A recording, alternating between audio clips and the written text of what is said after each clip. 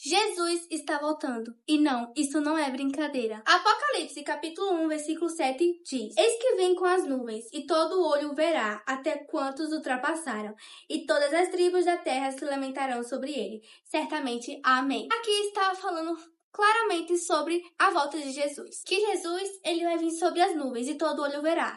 E todo olho verá não significa que só nós cristãos que vamos ver ele, mas sim toda a humanidade.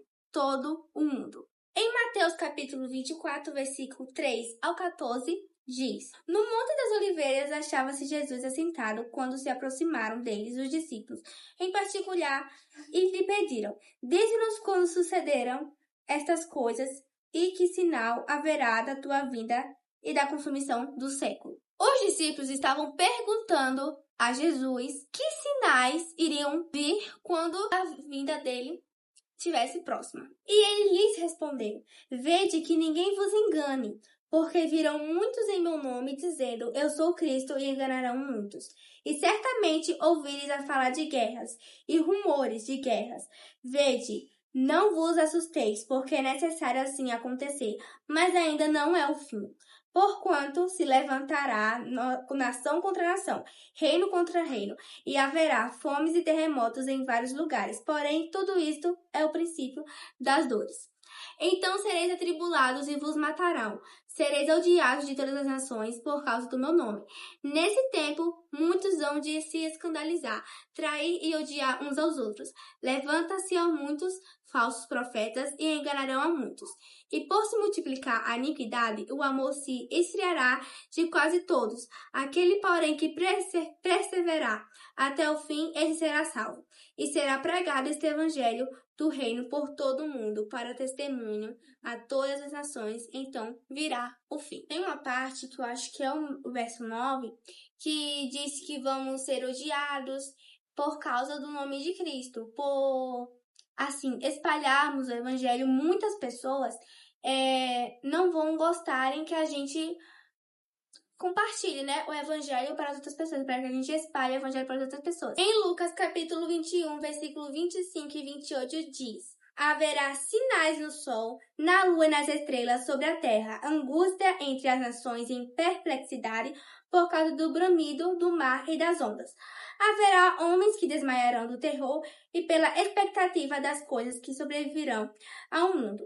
Pois os poderes do céu serão abalados, então se verá o Filho do Homem vindo numa nuvem, com poder e grande glória. Ora, ao começarem estas coisas a suceder, exultai e erguei a vossa cabeça, porque a vossa redenção se aproxima. Aqui são outros sinais que vai haver quando a vinda de Jesus estiver próxima. Antes dessas coisas começar a acontecer, as perseguições e tudo isso, vai acontecer através de um decreto dominical. O decreto dominical é um decreto onde vai surgir para que nós guarde o domingo. Mas, em Êxodo, capítulo 20, versículo 8 e 11 diz: Lembra-te do dia de sábado para o santificar. 6 dias trabalharás e farás toda a tua obra. Mas o 7º dia é o dia do Senhor, teu Deus. Não farás nenhum trabalho, nem tu, nem o teu filho, nem a tua filha, nem o teu servo, nem a tua serva, nem o teu animal, nem o forasteiro das tuas portas para dentro. Porque em 6 dias fez o Senhor os céus e a terra, o mar e todo o que neles há, e ao 7º dia descansou. Por isso o Senhor abençoou o dia de sábado e o santificou. Este é o 4º mandamento, que é para guardar o sábado. É assim, o sábado que é o dia de guardar, não o domingo. Desde o princípio, quando Deus criou os céus e a terra, vocês viram aqui que no 7º dia ele descansou. Tanto que quando Jesus ele morreu na sexta-feira, ele guardou o sábado. Jesus, o Filho de Deus, guardou o sábado e só ressuscitou no domingo. Se até Jesus, que morreu e ainda guardou o sábado e só ressuscitou no domingo, quem dirá nós, né, gente? Então, temos sim que guardar o sábado que é o dia de guardar e não domingo. Em Mateus capítulo 24, versículo 42 e 43 diz: Portanto, vigiais, porque não sabeis em que dia vem o vosso Senhor.